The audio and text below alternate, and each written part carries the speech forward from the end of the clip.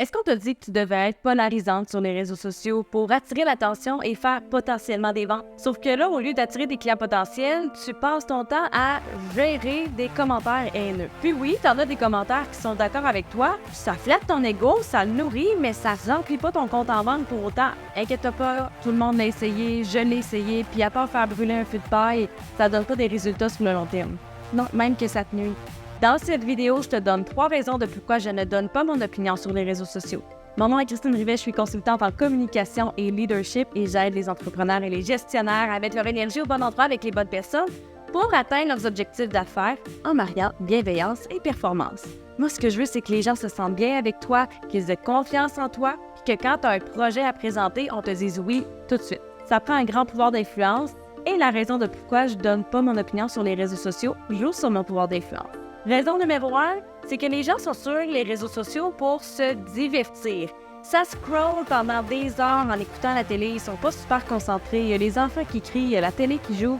Ils sont pas là pour réfléchir. Donc à partir du moment où ils voient une publication qui a un léger désaccord, ils réfléchissent pas, ils réagissent. Et là, ça écrit des longs commentaires de « je suis pas d'accord », mais ils n'ont pas pris le temps de lire comme il faut, ils n'ont pas pris le temps de voir les nuances.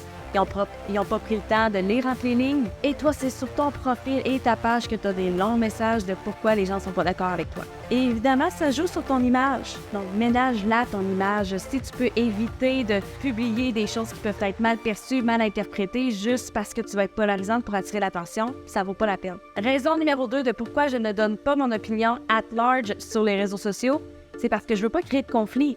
Encore aujourd'hui, il y a beaucoup de gens qui ne comprennent pas le concept d'être d'accord, d'être en désaccord. Souvent, c'est un malaise interne qui est créé chez la personne quand tu n'es pas d'accord avec une valeur, quand tu n'es pas d'accord avec une façon de faire, on va s'éloigner naturellement. Puis toi, la dernière affaire que tu veux, c'est que quelqu'un se sente mal en voyant ton nom passer sur les réseaux sociaux. Non, tu veux que quand tu passes dans le fil d'actualité, quand on pense à toi, les gens se sentent bien, les gens pensent à des idées, les gens veulent faire affaire avec toi. Ils ne veulent pas vivre un malaise. Troisième raison de pourquoi je ne donne pas mon opinion sur les réseaux sociaux at large, c'est parce que je veux m'assurer que tu te mettes dans une position où est-ce que tu vas être capable de m'écouter, où est-ce que tu vas avoir choisi le moment, où est-ce que tu vas avoir l'attention nécessaire pour réfléchir. Et je vais utiliser des endroits stratégiques pour donner mon opinion. Au lieu de la donner sur mon profil personnel, je vais peut-être plutôt la donner dans un groupe privé où les gens ont choisi d'y être, ont choisi d'assister à un live, où là, je donne mon opinion.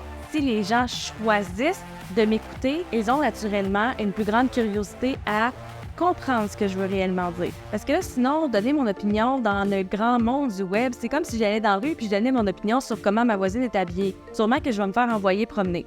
C'est pas ça qu'on veut. Donc, tu t'assures de donner ton opinion dans un endroit où est-ce que les gens ont choisi consciemment de venir t'écouter. En résumé, je donne pas mon opinion sur les réseaux sociaux parce que les gens sont là pour se divertir et non réfléchir. Je veux pas non plus briser le lien de confiance avec des clients potentiels qui pourraient potentiellement ne pas être en accord avec une opinion complètement personnelle qui n'a rien à voir avec eux.